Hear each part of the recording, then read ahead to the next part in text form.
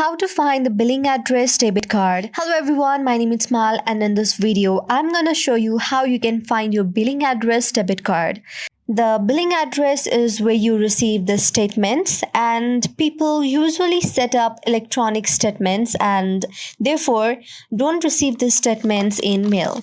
But you can find your debit card's billing address by following the following steps right here. To find your debit card's billing address, what you must do is, first of all, you must find which bank you should regard to.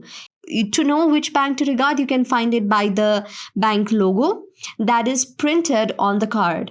And after that, you can open the website which is printed on the back side of the debit card. And after this, you will have to log in the form which you will get, and you can log in to the form by using your username and the password that you have.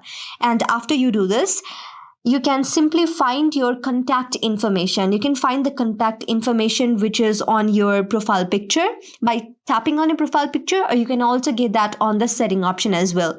So this is how you do it and find your debit card's billing address.